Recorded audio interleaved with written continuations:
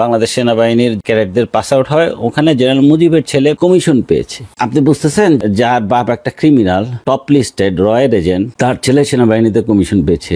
ডাক কতটুকু হবে? আপনার মিলিটারি মোরাল কিন্তু ইজ ভেরি লো, এবং জুনিয়র অফিসাররা আপনার যথেষ্ট অ্যাগ্রেসিভ মুডে আছে। ওরাই আমাদের কিছু সব বলতেছে, সিনিয়রদের প্রতি যথেষ্ট ক্ষেপা, এবং ফিল্ডে দেখেন আপনার উনি সবকিছু গোছায় নিচ্ছেন এবং উনি সবাইকে ইনটেক অবস্থায় রাখতেছেন, যে ইন কেস অফ ইমার্জেন্সি বা যে কোনো ক্রাইসিসে আপনার ডক্টর ইউনূসকে ডিস্টেবিলাইজ করবে। আসসালামু আলাইকুম, একটু লাইভে আসতে হলো।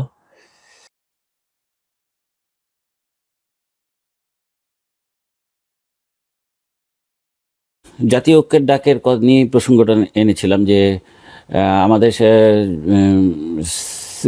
সাধারণ জনগণকে একটা দানব রাষ্ট্রের বিরুদ্ধে আপনার দাঁড় করানো হচ্ছে, যেখানে আপনার সামরিক বাহিনী এবং সাধারণ জনগণের যদি একসাথে না যায়, কোনো এ ধরনের বিশাল শক্তিশালী রাষ্ট্রের বিরুদ্ধে কিছু করা যাবে না। তো আমি যেটা বলছিলাম, গত 50 বছরে আমাদের সামরিক বাহিনী সবচেয়ে ডিমোরালাইজ কন্ডিশনে, কারণ অনেকগুলো কারণ আছে, যেখানে আপনার গত 16 বছরে আপনার ফ্যাসিস্ট সরকার যেভাবে তাদের নিজস্ব অফিসারদেরকে প্রমোটেড বা উপরে তুলে নিয়ে আসছে, এখন তারা ঠিক আগের জায়গায় আছে। লোক দেখানো কিছু অ্যাকশন হয়েছে, 22-23 জন অফিসারকে আপনার ওই যে দেশের বাইরে যাওয়া নিষেধ, হাবি জাবি 5-6 জনকে জেলে ঢুকানো। দ্যাটস নট অল, বাট 90% কিন্তু এখনও they are still alive, they are still working behind the scene. তো আমি আসলে শর্টে বলতেছি যে সামরিক বাহিনী ডিমোরালাইজ কেন? জুনিয়র অফিসাররা দেখছে যে 16 বছর যারা সুবিধাবাদী ছিল, যারা প্রমোটেড হয়েছে, তারা এখনও বহাল তবিয়তে আছে। সো এই জন্য যে আমি 19শে নভেম্বরের একটা লাইভ করেছিলাম, লেফটেন্যান্ট জেনারেল শাহিনুরকে দায়িত্ব দেওয়া হয়েছিল, জেনারেল ওয়াকার সেনাপ্রধান, যে ডেপ্রাইভ যারা বঞ্চিত অফিসার, মেজর লেফটেন্যান্ট কর্নেল র্যাঙ্কের, এদেরকে প্রমোশন দেওয়ার জন্য একটা বোর্ড করা হয়েছিল। এবং সেই বোর্ডে প্রমোশনের আমি আগে বলেছিলাম যে উনি কিছু করবেন না, উনি খুঁজে খুঁজে বের করছেন কারা জামাত, কারা বিএনপি, কারা দাঁড়িয়ে রাখে, কারা আপনার কারো বাবা, চাচা, মামা, কোনো যদি পলিটিক্যাল কানেকশন থাকে। তো সেই বোর্ডের recommendation on lieutenant general Shahinur, আমি অনেক আগে বলেছি যে this man is not going to do, and general Waker just সব কিছু আইওয়াশ করতেছে, মানে লোক দেখানো আর কি। তো সেই প্রমোশন বোর্ডের রেজাল্টও হয়ে গেছে, এবং দেখা গেছে যে লোক দেখানো 5-6 জনকে প্রমোশন দিয়েছে, এবং বাকি ধরেন অ্যাটলিস্ট আরও 100-150 অফিসার রয়ে গেছে আর কি, তাদেরকে আপনার প্রমোশনের জন্য রিকমেন্ড করা হয় নাই। তো ডেপ্রাইভই রয়ে গেল। সো এই জিনিসগুলো আসলে কিন্তু ধরাছোঁয়ার বাইরে চলে যাচ্ছে, মানে কেউ তাদেরকে চেক অ্যান্ড ব্যালেন্স করতেছে না। এবং কিছু লোক, জেনারেল ওয়াকার মানে সেনাপ্রধান, উনি কিছু লোক নিয়োগ করেছেন, মানে কাউকে দিয়ে বলাচ্ছেন উনি ফেরেশতা, কেউ বলছেন যে উনি ইতিহাসের সাক্ষী হয়ে থাকবেন, সবচেয়ে most criminal officer this person. এবং উনি সব কিছু গোছায় নিচ্ছেন, এবং উনি সবাইকে ইনটেক অবস্থায় রাখতেছেন, যে ইন কেস অফ ইমার্জেন্সি বা যে কোনো ক্রাইসিসে কোনো সামরিক কু হবে না, কিন্তু ষড়যন্ত্র হবে। কিভাবে? আপনার ডক্টর ইউনূসকে ডিস্টেবিলাইজ করবে, ডক্টর ইউনূসকে আগাইতে দিবে না, ওই মানে খোড়া করে রাখবে। He is doing all this নটি থিং। তো প্রথম কথা হচ্ছে, প্রমোশন বোর্ডে যে বলেছিল উনি ডেপ্রাইভ অফিসারদেরকে সাপোর্ট দেবেন, কিচ্ছু করেন নাই। সেকেন্ড হচ্ছে আপনার 21শে নভেম্বরে সামরিক বাহিনীর অফিসারদেরকে, এবার অনেক অফিসারকে যাদেরকে আগে 16 বছরে দেওয়া হয়নি, ইনভাইট করা হয়নি, তাদেরকে অনেককে গিয়েছেন। কিন্তু দেখা গেছে যে যারা রিয়েলি টার্গেটেড, মিনস যে আমরা যারা কথা বলি, যারা ওনার বিরুদ্ধে বা ষড়যন্ত্রের বিরুদ্ধে, ফ্যাসিজমের বিরুদ্ধে কথা বলি, আমাদের কিন্তু উনি এখনও ব্ল্যাকলিস্টেড করে রেখেছেন। হ্যাঁ, এবং মজার কথা হচ্ছে যে এবার সবচেয়ে মজার কথা হচ্ছে যে ডিজিএফআই, এনএসআই থেকে আপনার যারা আগে কখনো যায়নি তাদের বাসায় বাসায় গিয়েছে, গিয়ে বিভিন্ন একটা কোশ্চেন সেট নিয়ে গেছে যে আপনি কি কখনো পলিটিক্যাল অর্গানাইজেশনের সাথে জড়িত কিনা, আপনি কোনো রাজনৈতিক আদর্শ আছে কিনা, আপনার পরিবারের কেউ আছে কিনা, আপনার ভাই বোন কেউ রাজনীতির সাথে, রাজনীতি করলে কোন রাজনীতির সাথে সংশ্লিষ্ট, এক গাদা কোশ্চেন নিয়ে একটা বিব্রতকর অবস্থায় অফিসারদের বাসায় বাসায় গিয়ে এই প্রশ্নগুলো করেছে ইন্টেলিজেন্সের লোকজন। তো আমার কথা হলো যে জেনারেল ওয়াকার সাহেবের কাছে তো ইন্টেলিজেন্সের লোকজন যাওয়া হতেছিল, উনি তো শেখ হাসিনার মানে আত্মীয়, তারপরে উনি তো তাহলে সেই সিকিউরিটি ক্লিয়ারেন্সে আসে না। আরও আছে এরকম যারা আপনার হাসিনার আমলে সুবিধাপ্রাপ্ত। তো এইসব মানে জাস্ট ফাইজলামি আর কি। হ্যাঁ, উনি he is doing just not thing. Major থেকে তো জেনারেল হওয়ার কথা ছিল না। হাওয়ার অনেকে বলে যে একজন জেনারেলকে নিয়ে, একজন সেনাপ্রধানকে নিয়ে এভাবে কথা বলো, I don't give a shit damn. হ্যাঁ, আপনারা যারা ওই যে এসব তেলবাজি করেন না, চাকরি করছেন হয়তো 2-4 বছর, আমরা 20 বছর চাকরি করেছি সামরিক বাহিনীতে। So don't try to teach your I should say grand papa. Thank you. হ্যাঁ, তো দেখেন জেনারেল ওয়াকারের আরও কতগুলো নষ্টামি। এবার গত পরশু দিন, টিউসডেতে জেনারেল মুজিব সবচেয়ে কালপ্রিট। জেনারেল মুজিব, আপনারা অনেকবার নাকি আলাপ হয়েছে, তার চাকরিচ্যুত করা হয়েছে। জেনারেল ওয়াকার তাকে মেসের ভিআইপি রুমে 5 দিন রেখেছে, তাকে গ্রেফতার করা নাই, ইন্ডিয়ান হাইকমিশনে ছিল, তাকে দেশ থেকে পাচার করা হয়েছে।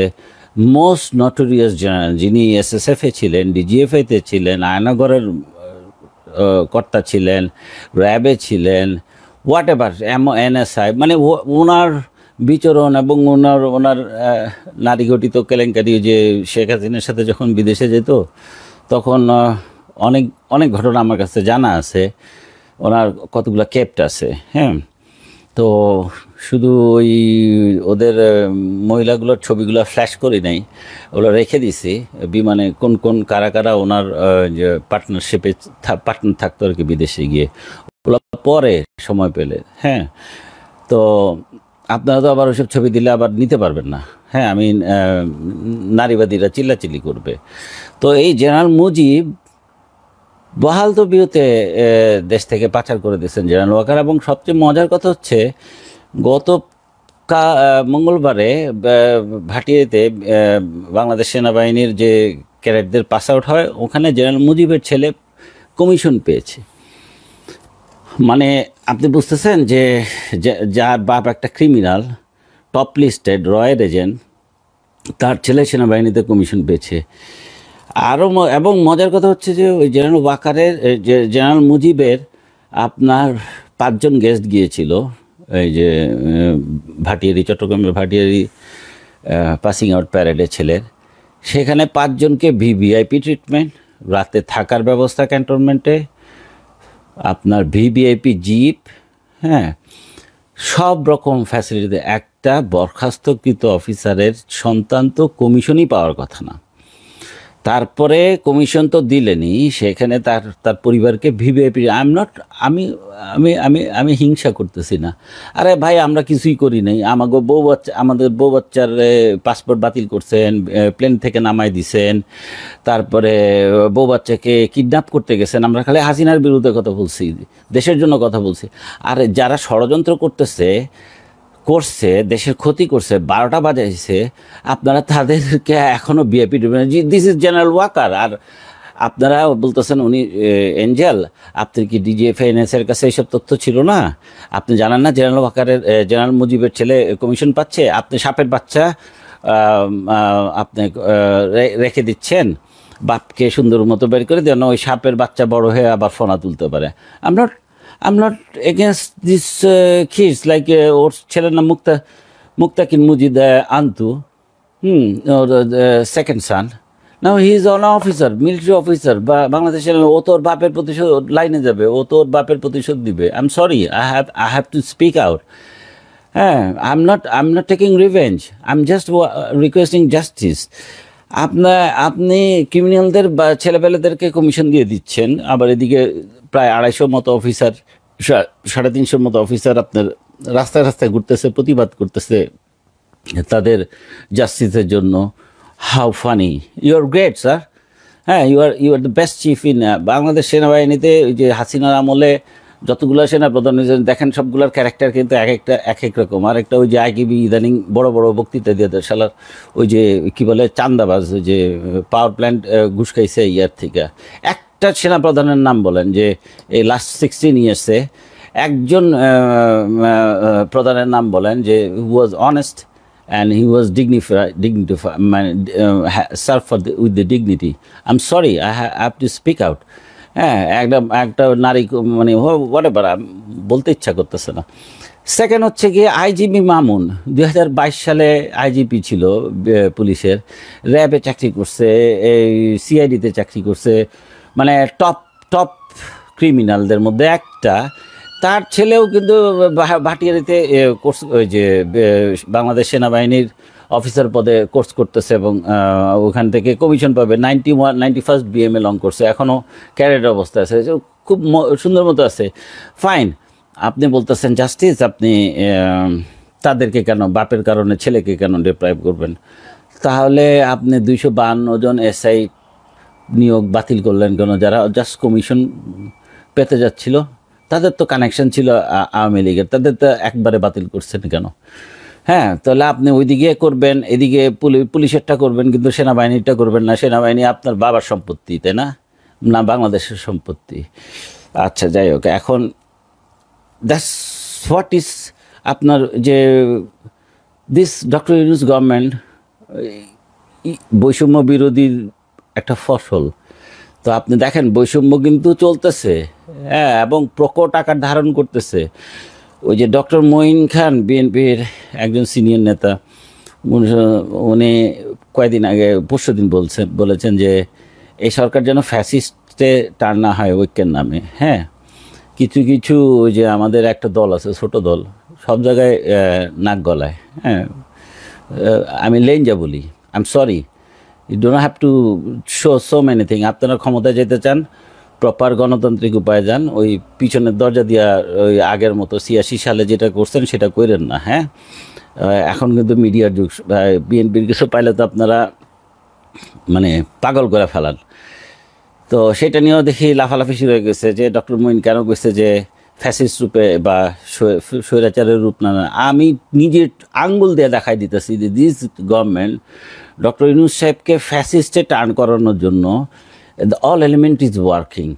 ফার্স্ট অফ অল আপনি দেখেন এই যে উপদেষ্টা নিয়োগ একটা জোনের, চট্টগ্রাম বেসড অলমোস্ট। তারপরে আপনার এই যে ইয়াকে নিয়ে, ফারুককে নিয়ে যে এত কথা হয়েছে, আরে বিএনপির আমলে খালি স্বরাষ্ট্রমন্ত্রী বলছিল আল্লাহর মান আল্লাহ নিয়ে গেছে, দেশ নেত্রী বেগম খালেদা জিয়া কী করছে, ওনারে পরের দিন সরাই দিছে একটা দুর্ঘটনা নিয়ে, একটা বাচ্চা শিশু নিয়ে, জাস্ট একটা স্টেটমেন্ট।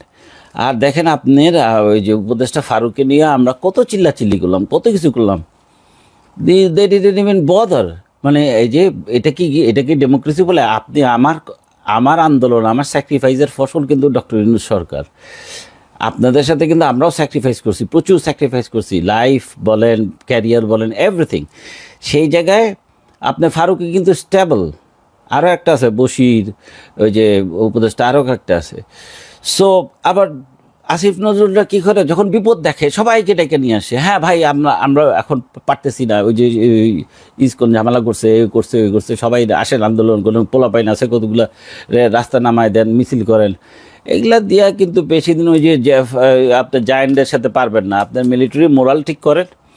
হ্যাঁ, ওইটা আসতে পরে ডক্টর আসিফ নজরুল সাহেব আরেকটা কথা বলছে যে ইন্ডিয়ার সাথে ভারতের সমস্ত চুক্তি জনসমক্ষে প্রকাশ করতে হবে, সেই ঐক্যের ডাকের আপনি প্রকাশ করতেছেন না কেন? আপনার তো প্রকাশ করতে একদিন লাগে, আপনি সবগুলা পাবলিকলি একটা ওয়েবসাইট করে দিয়ে দেন যে আমরা দেখি ওখানে কী চুক্তি, এবং বাতিল করেন। আপনি কেনিয়া সরকার বাতিল করে দিছে না একটা, আপনারা তো বিপ্লব সরকার, আপনাদের ক্ষমতা যে কোনো মানে ডেমোক্রেটিক গভর্নমেন্টের থেকেও বেশি। আপনারা চাইলে সব কিছু করতে পারেন, আপনারা কিন্তু ধরে বসে আছেন। ইন্ডিয়ার সাথেও কিন্তু এক ধরনের আন্ডারহ্যান্ডে কাজ করতেছেন। তো আপনারা সবগুলা এই বাতিল করে জনসমক্ষে প্রকাশ করেন না কেন? তো আমি যেটা বলতেছি যে যেটা আপনার ঐক্যের ডাক, সেটা ঐক্যের ডাক কতটুকু হবে। আপনার মিলিটারি মোরাল কিন্তু ইজ ভেরি লো, এবং জুনিয়র অফিসাররা আপনার যথেষ্ট অ্যাগ্রেসিভ মুডে আছে।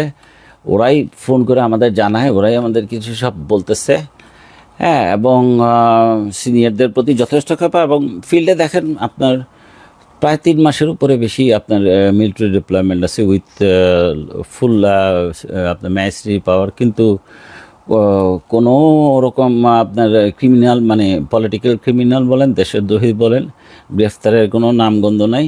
জাস্ট বাইরে ঘুরতেছে ফিরতেছে, আবার রাত্রে এসে ক্যান্টনমেন্টে ঘুমাচ্ছে।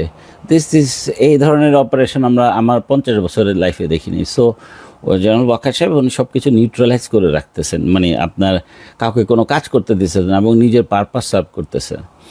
সো এইভাবে জাতীয় ঐক্যের ডাক দিলেই হবে না। আপনার মিলিটারিতে আপনার রিফর্ম যতক্ষণ না করবেন, হ্যাঁ, এবং না করবেন, এবং নিজেদের মধ্যেও রিফর্ম করতে হবে। উপদেষ্টা পরিষদ বলেন, পাবলিকের ইয়ে করেন, নাহলে কিন্তু আপনারাও কিন্তু বিপদে পড়বেন। আপনাদেরকেও ফ্যাসিস্ট ট্যাগ লাগানো হবে, বা আপনাদেরকে ফ্যাসিস্ট বলেও আমরা বলতে বাধ্য হব আর কি। ধন্যবাদ, ভালো থাকবেন সবাই, আল্লাহ হাফেজ, সালাম আলাইকুম।